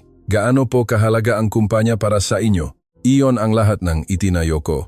Iyon ang aking legacy. Mas mahalaga po kaysa kay Junjun, mas mahalaga kaysa kay Ate Luisa, mas mahalaga kaysa sa inyong sarili. Ang tanong ay nagpaisip kay Mang Ramon. Hindi, siguro hindi. Kung gayon, kung mawala ang kumpanya, pero mapanatili ang tunay na mahalaga, ayos lang po siguro. Pero ayoko pong sumuko, hindi po kayo sumusuko. Lumalaban po kayo, pero lumalaban po kayo sa tamang dahilan. Sa sumunod na 2 linggo, pinatindi ni Mang Ramon ang kanyang physical therapy. Nakatrabaho siya ni Therapist Maya ng 3 beses sa isang araw. Itinutulak siya sa limitasyon ng kanyang kakayahan. Mang Ramon, sabi ni Therapist Maya sa kanya, hindi pa ako nakakakita ng sinumang nagtatrabaho ng ganun kahirap. Pero kailangan mong makaroon ng makatotohanang ekspektasyon. Gaano kalayo sa tingin mo ang maari kong marating sa 2 linggo pa? Sa totoo lang, kung patuloy kang umuunlad sa kasalukuyang bilis, kaya mong lumakat ng maikling distansya ng walang tulong. Pero ang masait ng konstruksyon, hagdanan, hindi pantay na lupain, iyon ay maaring lampas pa sa iyong kakayahan. Tumango si Mang Ramon, ngunit hindi siya nawalan ng pag-asa. Mas malaki ang inunlad niya sa loob ng 2 buwan kaysa sa inaakala ng sinuman na posible.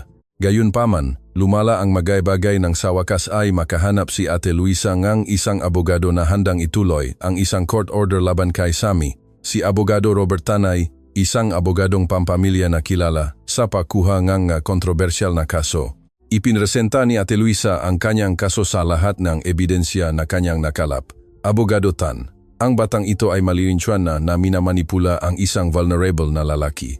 Ang aking ex-husband ay gumastos ng libu-libong piso sa mga hapunan at ngayon ay gumagawa ng hindi makatotohanang magapangako tungkol sa paglalakat muli. Nakaranas po ba siya ngang anumang makabuluhang pinansyal na pinsala? Hindi naman po, pero lumala po ba ang kanyang kondisyon sa pag-isip o emosyonal? Bumuti po siya, pero iyon po ay maaring bahagi ng manipulasyon. Pinagmasdan ni Abogado Robertan ang mga dokumento. Gang de la Cruz, ito po ay napakahinang kaso. Hindi po nagdulot ng demonstrableng pinsala ang bata, pero nagsasagawa po siya ng medisina ng walang lisensya. Naglalagay po siya ng makamay sa mga binti ng aking ex-husband. Sinasabi po niya na kaya niya itong pagalingin. May sinisingil po ba siya para sa mga serbisyong ito? Wala po, pero genege, nang walang konkretong ebidensya ng pandaraya, pinsala o ilegal na aktibidad, magiging napakahirap po na makakuha ng court order. Nakaramdam si Ate Luisa ng pagkabigo, ngunit nakakita si Abogado Robert Tan ng pagkakataon. Gayunpaman, patuloy niya, mari nating igiit na ang bata ay nasa isang sitwasyon ng panganib, isang menor de edad na nakatira sa mga lansangan, nakikisalamuha sa mga matatanda ng walang nararapat na pagbabantay. Maaari tayong makakuhang order para alisin ang bata sa sitwasyon para sa kanyang sariling proteksyon. Magagawa ba iyon? Possible. Obligado ang mga serbisyong panlipunan na protektahan ang mga menor de edad sa mga posibleng mapanganib na sitwasyon. Hindi ganap na comfortable si Ate Luisa sa taktika, ngunit ang kanyang pag-aalala para kay Mang Ramon ay mas matindi kaysa sa kanyang pag-alinlangan. Ipinasa ni Abogado Robert Tan ang isang petisyon sa hukuman ng pamilya na iginigit na si Sammy ay nasa panganib dahil sa kanyang estilo ng pamumuhay at ang kanyang pakikisalamuha sa mga matatanda ng walang nararapat na pagbabantay. Ang petisyon ay itinalaga kay Hukom Remedios Reyes, isang 11 taong gulang na babae na kilala sa kanyang mahigpit na pagprotekta sa mga karapatan ng mga menor de edad. Ang pagdinig ay itinakda para sa susunod na Miyerkules.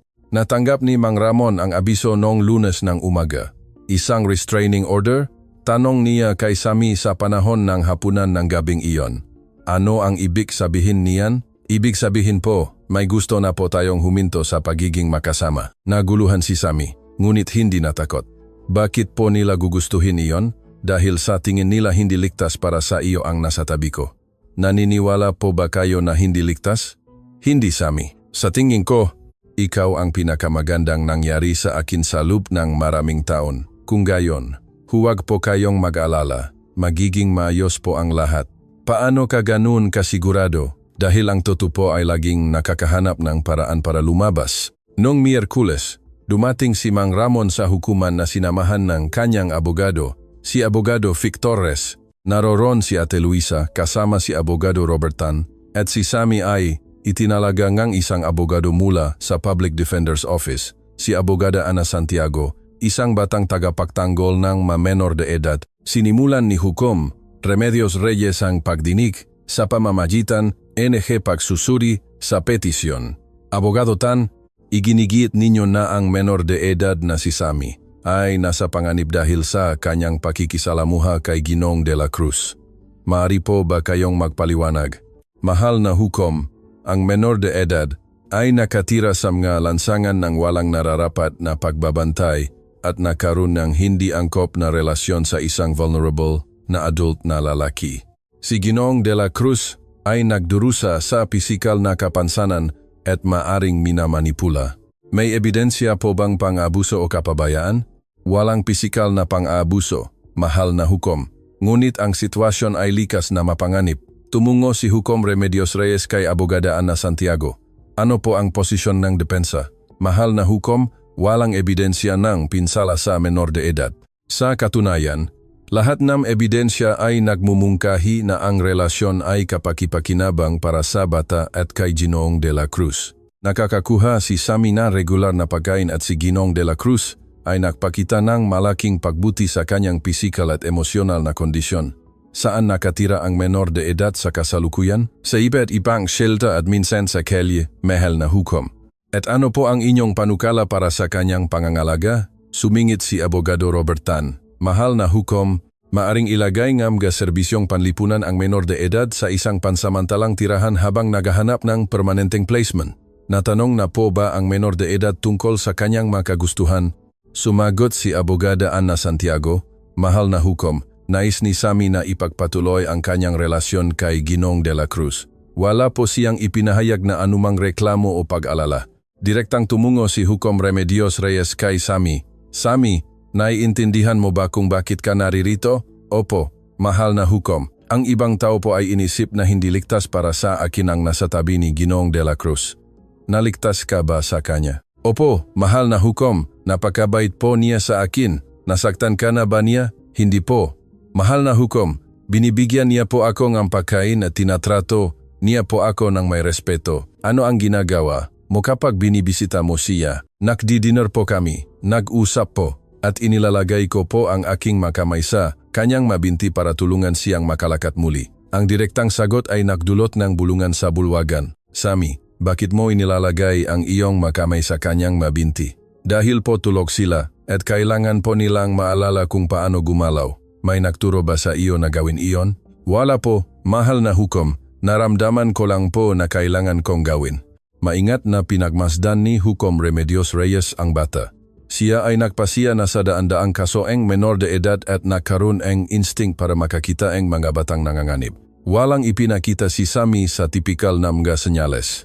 Ginoong de la Cruz, tumungo siya kay Mang Ramon. Maaari niyo po bang ilarawan ang inyong relasyon kay Sammy? Mahal na hukom, pumasok si Sammy sa aking buhay nang ako ay nasa pinakamababang punto. Sa loob ng 3 taon pagkatapos ng aking aksidente, nawalan ako ng lahat ng paasa. Tinulungan ako ni Sammy na maalala na mayroon pa akong madahilan para mabuhay. Mayroon po bang hindi nararapat sa inyong relasyon? Wala po, mahal na hukom.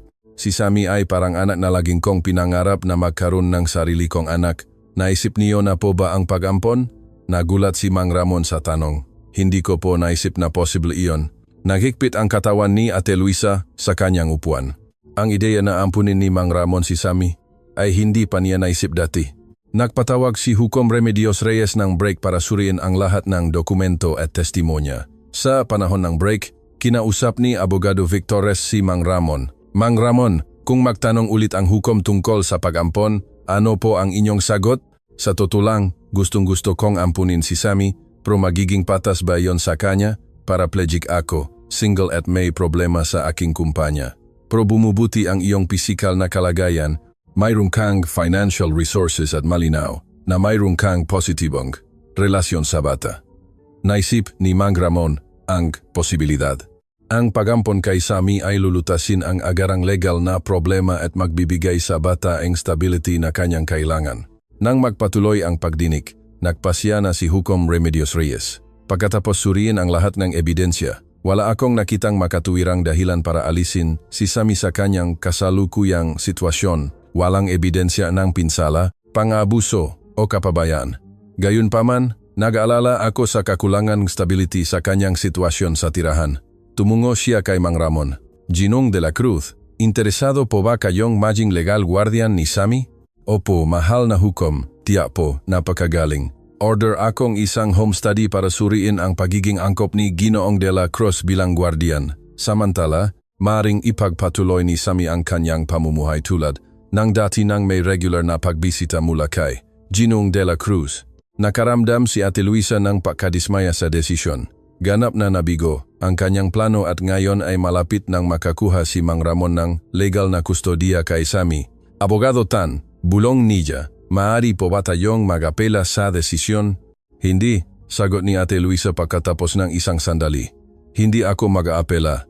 May nakita siya sa panahon ng pagdinig na nagpabago sa kanyang pananaw. Ang paraan ng pagsasalita ni Mang Ramon tungkol kay Sammy, ang kapanahunan at katahimikan ng bata at ang malinaw na pagbuti sa kondisyon ni Mang Ramon ay nagpakumbinsi sa kanya na baka nakamali siya. Pagkatapos ng pagdinig, lumapit si Ate Luisa kay Mang Ramon at Sammy. Mang Ramon, sabi niya, sa tingin ko kailangan kong humingi ng tawad. Tawad? Bakit? Sa hindi pagtitiwala sa iyong pahuhusga, sa pag-aakala ng pinakamasama tungkol kay Sammy.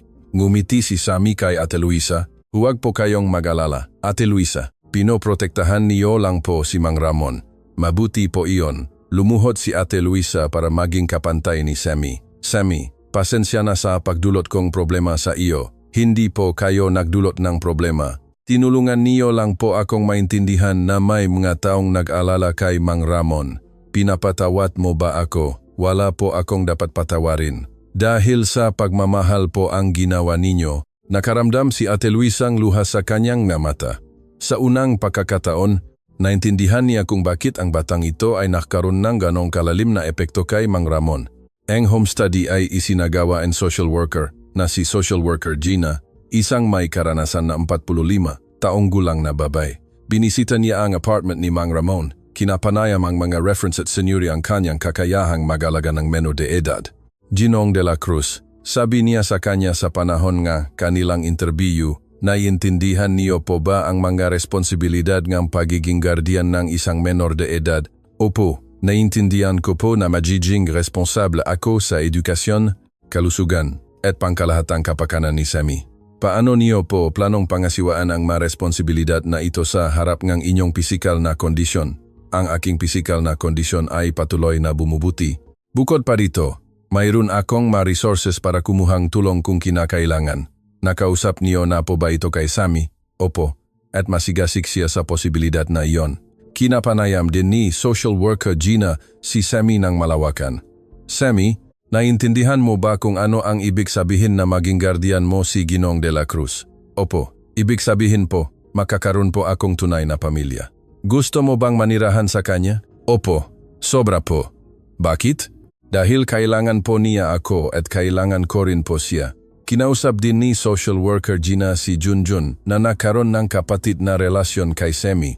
Junjun, ano ang pakiramdam mo sa posibilidad na maging bahagi ng iyong pamilya? Si Sammy? Sa tingin ko po, ayos lang. Si Sammy po ay parang nakababatang kapatid ko na. Sa tingin mo po, kayang alagaan ng maayos ng iyong tatay si Sammy? Tiyak po, iba na po si tatay ngayon. Mas mabuti at malaking bahagi po niyan ay dahil kay Sammy. Positibo ang ulat ni social worker Gina. Inirekomenda niya na ibigay ang guardianship kay Mang Ramon sa kondisyon na lumahok siya sa mga klase sa pagiging magulang at magkaroon ng regular na follow-up na pagbisita. Habang naghihintay sila sa huling desisyon ng hukom, umabot sa kritikal na punto ang sitwasyon sa kumpanya ni Mang Ramon. Pinilit ni Ginoong Eduardo na magkaroon ng pampublikong pagpapakita ng pisikal na kakayahan ni Mang Ramon. Mang Ramon, sabi niya sa panahon ng pulong ng board, ang proyekto ng pagtatayo ng shopping mall ay nangangailangan ng pagbisita sa site bukas. Bilang direktor, dapat kang naroon. Ginoong Eduardo, alam mo na mayroon pa rin akong pisikal na limitasyon. Anong limitasyon ang partikular? Ayon kay Dr. Luis Garcia, nakakaranas kang kapansin-pansing pagaling. Napagtanto ni Mang Ramon na dumating na ang oras ng katotohanan. Sige, pupunta ako sa site bukas. Nang gabing iyon, isinalaysay niya kay Sammy ang tungkol sa hamon. Kailangan kong lumakat sa isang site na construction bukas, Sammy. Hindi pantay na lupain, hagdanan, malalayong distansya. Hindi ako sigurado kung kaya kong gawin. Paano po kung hindi niyo magawa? Malamang na mawawala sa akin ang kontrol na aking kumpanya. Seryosong tumango si Sammy. Naalala niyo po ang sinabi ko sa inyo tungkol sa mga pagkakamali na hindi tayo tinutukoy. Na ang mahalaga ay ang ginagawa natin pagkatapos. Eksakto. Kung mawala po ang kumpanya, ano po ang gagawin niyo pagkatapos? Naisip ni Mang Ramon sandali. Sa tingin ko, makakahanap akong isa pang paraan para gamitin ang aking mga kakayahan para tumulong sa matao. Kung gayon, wala po kayong mawawala na tunay na mahalaga. Paano mo nasabihan ang kumpanya ang lahat ng itinayo ko? Hindi po, Mang Ramon, Si Junjun po ang itinayo niyo, ang inyong pagkakaibigan po sa akin ang itinayo niyo. Ang inyong bagong relasyon po kay Ate Luisa, ang itinayo niyo. Ang kumpanya po ay pera at magagusali lang. Nang gabing iyon, inilagay ni Sammy ang kanyang makamay sa mabinti ni Mang Ramon, gaya ng dati, ngunit sa pagkakataong ito ay nagdasal siya ng malakas sa unang pagkakataon. Pakiusap, sabi niya ng mahina. Hayaan niyo po siyang makalakad bukas. Hindi para sa kumpanya, kundi para makatulong siya sa mas maraming tao tulad ko. Nakaramdam si Mang Ramon ng matinding init na kanyang naranasan. Para bang dumadaloy ang enerhiya ng direkta sa kanyang mabinti. Kinabukasan, dumating si Mang Ramon sa site ng konstruksyon ng may determinasyon, ngunit mayroon ding pagkabahala. Ang site ay eksakto sa kanyang kinatatakutan, hindi pantay na lupain, pansamantalang hagdanan at malalaking distansya na lalakarin. Naghihintay si Ginoong Eduardo ng may ngiti na hindi nagtago sa kanyang inaasahang tagumpay. Mang Ramon, kailangan nating suriin ang buong site, ang pundasyon, ang mga istruktura sa ikalawang palapak at ang parking area. Naintindihan. Nagsimulang lumakat si Mang Ramon sa site. Ang maunang hakbang ay mahirap, ngunit unti-unting nakaramdam siyang lakas na dumadaloy sa kanyang binti. Sa bawat hakbang, nakaramdam siyang mas matatag.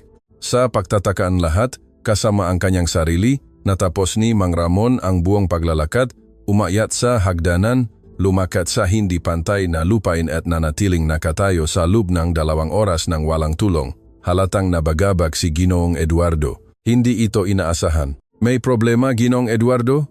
Walang problema. Natupad mo ang lahat ng inaasahan. Nang hapong iyon, sa panahon ng follow-up na pulong ng board, inamin ni Ginoong Eduardo ang pagkatalo. Malinaw na nabawi ni Mang Ramon ang kanyang pisikal na kakayahan ng ganap.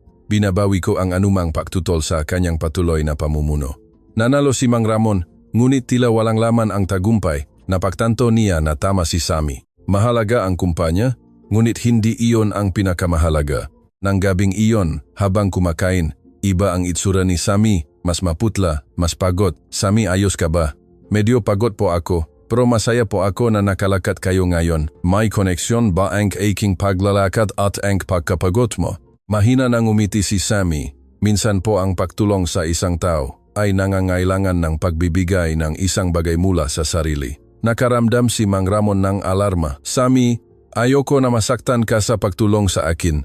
Hindi po ako nasasaktan. Nagbabahagi lang po akong kaunting lakas ko. Sa sumunod na mga linggo, napansin ni Mang Ramon na bagaman patuloy, na bumubuti ang kanyang pisikal na kondisyon, tila lalong napapagot si Sammy. Patuloy na nakangiti ang bata, patuloy na optimista, ngunit nawalan siyan kaunting sigla. Si Dr. Luis Garcia, na nagsimulang suriin si Sammy ng impormal, ay nagpahayag ng pag-aalala. Mang Ramon, kailangan ng batang ang kumpletong medical na check-up. Pumayat siya at halatang mababa ang kanyang enerhiya. Sa tingin mo ba may sakit siya? Hindi ko alam, pero may nangyayari.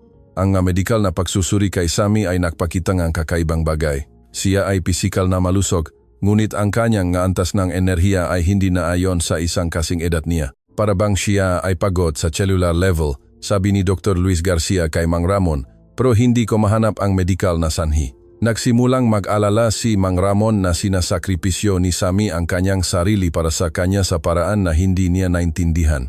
Lalo pang lumala ang sitwasyon nang sumalanta ang isang malakas na bagyo sa siyudad. Ang shelter kung saan minsan natutulog si Sammy ay naktamo na structural damage dahil sa malakas na hangin at matinding ulan. Tinawagan ni Padre Jose si Mang Ramon ng gabing iyon. Ginoong de la Cruz, kinailangan po naming ilikas ang shelter. Bahagi po ngang bubong ang gumuho. Ayos ba si Sammy? Iyon po ang dahilan ng aking tawag. Tinutulungan po ni Sammy ang mga mas maliliit na bata na lumikas nang biglang gumuho ang isang seksyon ng bubong. Naipit po siya sa ilalim ng madebris. Nakaramdam si Mang Ramon na parabang huminto ang mundo. Buhay ba siya? Sa tingin po namin. Naririnig po namin ang kanyang boses. Pero hindi po namin siya maabot. Papunta na po ang mga bumbero. Pero pupunta na ako diyan. Ginoong de la Cruz, wala po kayong magagawa rito. Pupunta ako diyan. Ulit ni Mang Ramon at ibinaba ang telepono sa unang pagkakataon sa loob ng 3 taon. Tumayo si Mang Ramon mula sa kanyang wheelchair nang hindi nag-isip ng 2 beses. Mabilis siyang lumakad papunta sa kanyang kotse at nakmaneho papunta sa shelter. Nang dumating siya, nakakita siya ng isang eksena ng kaguluhan. Ang nga bumbero ay nagtatrabaho para alisin ang nga debris, ngunit mabagal ang pag-usad. Agad na lumapit si Padre Jose sa kanya. Ginong de la Cruz, naririnig po nila ang boses ni Sammy, pero naipit po siya sa ilalim ng isang mabigat na biga. Saan? Pinangunahan siya ni Padre Jose patungo sa mga debris. Naririnig ni Mang Ramon ang mahinang boses ni Sammy. Sammy, sigaw niya. Ako si Mang Ramon. Naririnig mo ba ako? Mang Ramon, ang mahina ngunit malinaw na boses. Ayos lang po ako. Medyo stuck lang. Kukunin po namin kayo diyan. Mang Ramon, ligtas po ang ibang bata. Iyon po ang mahalaga. Kahit naipit sa ilalim ng debris, nag-aalala pa rin si Sammy sa iba. Lumapit ang kapitan ng bumbero kay Mang Ramon. Ginu, kakailanganin namin ng espesyal na kagamitan para iangat ang biga na iyan. Maring tumakal na hilang oras. Oras? Ito po ay napakabigat na steel beam. Hindi po kami maring magpanganib na gumalaw pa ito at masaktan ang bata. Nakaramdam si Mang Ramon ng kawalan ng pag-asa. Tiningnan niya ang debris, sinuri ang sitwasyon, nagtrabaho na siya sa konstruksyon buong buhay niya. Alam niya ang tungkol sa mga istruktura at bigat. Kapitan, paano kung kaya nating bahagyang iangat ang biga mula sa gilid na ito? Ginoo, ang biga na iyan ay dapat tumitimbang ng higit sa 500 kilogram. Walang paraan na. Hindi na hinintay ni Mang Ramon na matapos siya. Lumapit siya sa biga at sa pagtataka ng lahat, kaya niyang iangat ito ng sapat para mailabas ng mabumbero si Sammy. Ito ay pisikal na impossible para sa isang lalaki, lalo na ang isang naging paraplegic kamakailan na makapaangat ng ganoong kalaking bigat, ngunit nagawa niya. Inilabas si Sammy na gising, ngunit may mga sugat sa binti at tadyang. Agad siyang ikinarga sa isang ambulansya. Mang Ramon, bulong ni Sammy habang kinakarga siya. Alam ko po na darating kayo. Lagi kitang pupuntahan, Sammy. Mang Ramon, sa tingin ko po ay halos tapos na ang trabaho ko. Ano ang ibig mong sabihin? Kaya na po ninyong lumakat. Hindi na po kayo malungkot. Balik na po si Junjun sa inyo. Sammy, huwag kang magsalita ng ganun. Magiging ayos ka. Opo, magiging ayos po ako, pero magbabago po ang mga bagay. Sa ospital, natukoy nga mga doktor na may basag na tadyang at bali sa kaliwang binti si Sammy, ngunit walang nagbabanta sa kanyang buhay. Napakaswerteng bata, sabi ni Dr. Martinez kay Mang Ramon. Ilang sentimetro pa at maring nakdulot ang malubhang panloob na pinsala ang biga. Nanatili si Mang Ramon sa tabi ang kama ni Sammy buong gabi. Dumating si Yun Pakkaran, sinundan ni Ate Luisa. Kumusta siya? Tanong ni Ate Luisa. Stable. Gagaling siya ng tuluyan. Mang Ramon, sabi ni Ate Luisa ng mahina. Ang ginawa mo doon, ang pag-angat ng biga na iyon ay impossible. Alam ko, paano mo nagawa? Hindi ko alam. Alam ko lang na kailangan kong gawin. Lumapit si Junjun sa kama kung saan natutulog si Sammy. Ang liit niya, sabi niya. Maliit siya, sagot ni Mang Ramon. Bata lang siya, na 8 taong gulang na kinailangan maging malakas ng matagal. Ay, tatay, sabi ni Junjun. Sa tingin ko po dapat natin siyang iuwi pagkatapos siyang gumaling para manatili. Seryoso? Opo, hindi na siya dapat mag-isa. Tumango si Ate Luisa. Sa ngayon ako. Dapat makaroon si Sammy ng tunay na pamilya. Inabukasan, nagising si Sammy na napapaligiran ni Mang Ramon, Ate Luisa, Junjun, Padre Jose at Dr. Luis Garcia. Wow, sabi niya ng may mahinang ngiti. Parang party. Kumusta ang pakiramdam mo? Tanong ni Mang Ramon. Mas mabuti po. Medyo masakit pero mas mabuti. Sammy, sabi ni Ate Luisa habang lumalapit sa kama. Gusto po naming humingi ng tawad sa iyo. Bakit po? Sa pagdududa sa iyo. Sa hindi pagtitiwala, sa nakita ni Mang Ramon sa iyo. Hindi po kayo kailangan humingi ng tawad. Tinulungan niyo lang po akong maintindihan na may mataong nag-aalala kay Mang Ramon. Sammy, sabi ni Mang Ramon, kapag lumabas ka sa ospital, gusto ko na manirahan ka na sa akin ng permanente. Malawa na ngumiti si Sammy sa unang pagkakataon sa loob ng ilang araw. Seryoso? Seryoso? Kung gusto mo. Opo, gusto ko po. May isang kondisyon, dagdag ni Junjun. Ano po? Kailangan mo akong tawagin kuya. Tumawa si Sammy, ang tunog ay pumuno sa silit ng kagalakan. Tahimik na nagmamasid si Dr. Luis Garcia. Sammy, sabi niya, kailangan kitang tanungin ng isang bagay bilang doktor. Siyempre po, nararamdaman mo ba na bumabalik ang iyong enerhiya simula nang makalakat ng maayos si Mang Ramon? Pinag-isipan ito ni Sammy. Opo, sa tingin ko po. Para pong may hiniram ako at ngayon ay kaya ko nang panatilihin para sa akin. Naintindihan mo ba kung ano ang ibig sabihin niyan? Ibig sabihin po, ang ilang tao po ay konektado sa mga paraan na hindi naiintindihan ng medisina. Dahan-dahan na tumango si Dr. Luis Garcia. Sa loob ng ilang linggo ay nakikipaglaban siya sa isang siyentipikong paliwanag para sa pagaling ni Mang Ramon at ang katumbas na pagkapagod ni Sammy. Ngayon ay tinanggap niya na ang ilang bagay ay lampas sa medikal na pag-unawa.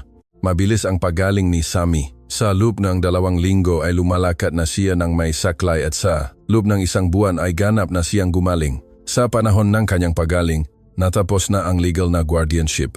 Si Mang Ramon ay opisyal na ang guardian ni Sammy na may ganap na suporta ni Ate Luisa at Junjun. Sa unang gabi na natulog si Sammy sa kanyang bagong silid sa apartment ni Mang Ramon, nagkaroon sila ng malalim na pag-usap. Sammy, sabi ni Mang Ramon habang tinatakpan siya, nagsisi ka na ba na pumasok ka sa aking buhay? Bakit po ako magsisisi? Dahil ang iyong buhay ay mas simple sana, hindi gaanong komplikado. Mang Ramon, tatay, pagtatama ni Sammy ng may ngiti. Napakasimple po ang buhay ko dati. Pero ang simple ay hindi po katulad ng mabuti. Ano ang mabuti?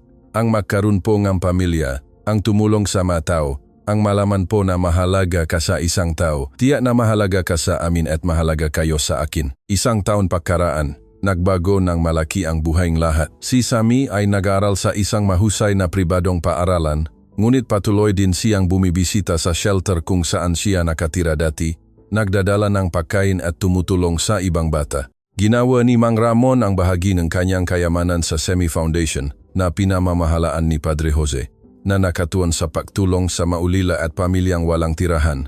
Nagsimula ng makla ng mas maraming oras si Ate Luisa at Mang Ramon, muling natuklasan ang pagkakaibigan na naging pundasyon ng kanilang orihinal na kasal. Si Junjun ay naging isang protektibo at mapagmahal na nakatatandang kapatid kay Sammy at ang relasyon ay nagpagaling sa pagitan niya at ni Mang Ramon. Si Aling Nena, na unang lumaban sa mga pagbabago, ay naging isang mapagmahal na figureng lola kay Sammy. Ganap na nagbago ang kanyang pananaw pagkatapos masaksihan ang pagbabagong buong pamilya. Si Ginong Eduardo, na humanga sa pagaling ni Mang Ramon at sa mga positibong pagbabago sa kumpanya, ay inabandona ang kanyang maplano na kontrolin. Sa katunayan, umunlad ang kumpanya sa ilalim ng binagong pamumuno ni Mang Ramon. Idinokumento ni Dr. Luis Garcia ang kaso ni Mang Ramon bilang isang medikal na fenomenon, bagaman inamin niya na hindi niya maibigay ang kumpletong siyentipikong paliwanag. Isang hapon, habang pinagmamasdan ni Mang Ramon si Sammy na naglalaro ng soccer, kasama ang ibang bata sa parke, umupo si Junjun sa kanyang tabi. Tatay, naisip niyo po ba kung paano sana ang buhay natin kung hindi dumating si Sammy? Minsan, malamang magpapatuloy akong mapait, magpapatuloy kang galit at magpapatuloy ang nanay mo na makaramdam ng pagkakasala. Sa tingin niyo po alam ni Sammy na tutulungan niya tayong lahat? Hindi ko alam, pero sa tingin ko nakakakita si Sammy ng mga bagay na hindi natin nakikita. Tulad ng mga posibilidad, pag-asa, ang makoneksyon sa pagitan ng mga tao. Tumakbo si Sammy patungo sa kanila, pawisan at nakangiti. Nakita niyo po ang goal ko, nakita namin, sabi ni Mang Ramon, napakagaling. Tatay, maari po, ba tayong magdala ng pizza sa matao sa shelter ngayong gabi? Siyempre, Biyernes ng pizza sa shelter bawat Biyernes. Pero gusto ko rin po sanang magtanong kung maari po nating bisitahin si Mang Lito sa ospital. Si Mang Lito ay isang matandang lalaki na nakilala niya sa shelter at na ospital dahil sa pneumonia. Gusto mo bang ilagay ang iyong kamay sa kanya? Tanong ni Junjun na may ngiti. Kung gusto lang po niya. Minsan po ang matao ay kailangan lang malaman na may naalala. Tiningnan ni Mang Ramon si Sammy nang may patuloy na pahanga. Pinanatilingang bata ang kanyang pagiging mapagpakumbaba at ang kanyang pagnanais na tumulong sa iba sa kabila nga lahat ng pagbabago sa kanyang buhay. Sammy, sabi ni Mang Ramon, mayroon ka bang gustong gawin kapag lumaki ka? Gusto ko pong magbukas ng isang malaking bahay kung saan ang mabata na tulad ko ay maaring manirahan kasama ang mapamilyang nagmamahal sa kanila. Parang amponan? Hindi, parang tunay na mga bahay kung saan ang bawat bata ay mayroong inay at tatay na nagmamahal sa kanila. Iyan ay isang magandang layunin. Tutulungan niyo po ba ako na gawin iyon? Sammy, tutulungan kita sa anumang gusto mong gawin. Nang gabing iyon, Pagkatapos magdala ng pizza sa shelter at bisitahin si Mang Lito sa ospital, nagtipon ang pamilya sa bahay para maghapunan. Nagsimula nang sumama si Ate Luisa sa kanila para sa hapunan ng linggo at anti-anting lumawak ang mahapunan na ito sa ibang araw ng linggo. Sami, sabi ni Ate Luisa sa panahon ng hapunan, tumawag ang iyong guro ngayon, naalala si Sami. May nagawa po ba akong masama? Hindi, kabaliktaran. Sabi niya, ikaw ang pinakamabait na estudyante na kanyang nakaroon. Halos, tinutulungan mo raw ang ibang bata sa kanilang matagdang aralin at hinahati mo ang iyong tanghalian sa sinumang nangangailangan nito. Masama po ba iyon? Hindi, tumawa si Ate Luisa. Ayos lang iyan. Gusto lang naming malaman mo na ipinagmamalaki ka namin. Ipinagmamalaki ko rin po kayo, sabi ni Sami. Kami? Bakit? Dahil po kayo ay naging tunay na pamilya at dahil po nagpasya kayong mahalin ako kahit hindi, niyo pa po ako kilala. Nakaramdam si Mang Ramon ng luha sa kanyang mamata, tulad ng madalas mangyari kapag nagsasalita si Sami ng mabagay na tumatagos sa puso. Sami, sabi niya, dapat kami ang magpasalamat sa iyo. Bakit po? Sa pagliligtas sa aming lahat. Hindi po ako ang nagligtas sa inyo. Ang pag-ibig po ang nagligtas sa inyo. Tinulungan ko lang po kayo na maalala na naroon ang pag-ibig. Nang gabing iyon, pagkatapos matulog si Sami, nag-usap si Mang Ramon at Ate Luisa sa hardin. Napansin mo ba ang nasaksihan natin? Sabi ni Ate Luisa kay Mang Ramon. Ano ang ibig mong sabihin? Nakita natin ang isang bata na nagpabago sa mundong lahat ng taong nakakilala sa kanya at ginagawa niya ito ng napaka-natural na tila madali. Sa tingin mo ba naintindihan ni Sami kung gaano siya ka-espesyal? Hindi ko akalay na mahalaga sa kanya kung siya ay espesyal. Mahalaga lang sa kanya ang tumulong. Iyan marahil ang dahilan kung bakit siya ganun ka-epektibo. Sa tingin mo ba magpapatuloy siya sa paggawa nito kapag lumaki na siya? Wala akong duda. Natakpuan ni Sami ang kanyang layunin sa buhay at gugugulin niya ang buong buhay niya sa pagtupad nito. Pakaraan ng 3 taon, nang si Sami ay 14 na taong gulang, kinausap niya si Mang Ramon tungkol sa kanyang plano sa hinaharap. Tatay, iniisip ko po kung ano ang gusto kong pag-aralan sa kolehiyo. May panahon ka pa. Gusto ko pong mag-aral ng psikolohiya at social work para makatulong po ako sa mas maraming tao.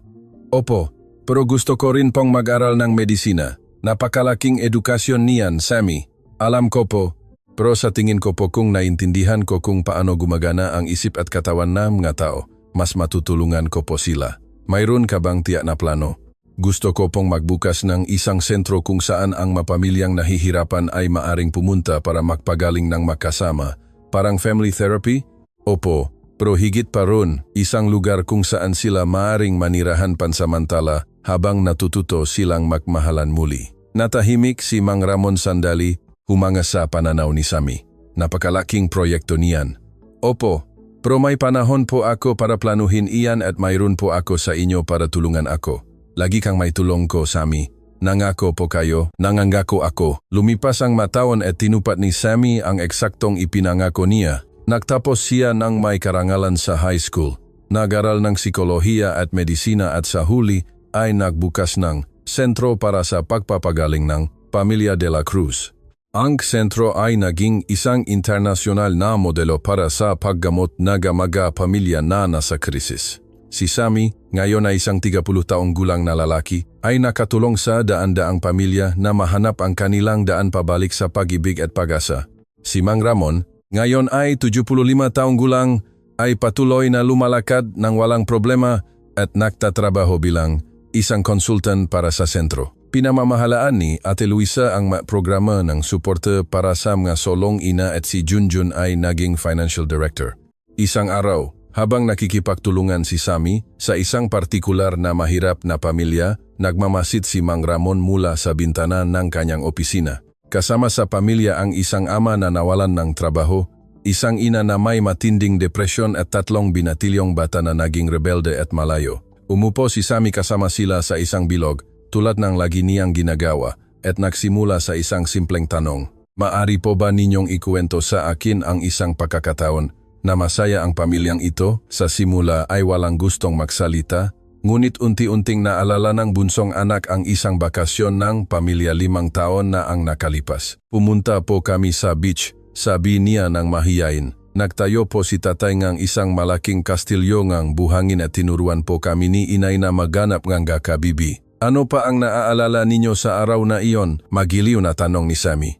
Dahan-dahan, nagsimulang magbahagi ngang alaala ang ibang miyembro ngang pamilya. Naalala ng ama kung paano siya nakaramdam ngang pagmamalaki sa pagtuturo sa kanyang nga anak na lumangoy. Naalala ang ina kung gaano siya nakaramdam kam pagiging relaxed sa unang pagkataon sa loob kam ilang buwan. Ano ang nagpasaya sa pamilyang iyon? Tanong ni Sammy. Magkasama po kami, sabi ng panganay na anak na babae at walang sinumang galit. At ano ang nagpapanatili sa inyo ng makasama? Gusto po naming magkasama, pagamin ng ama.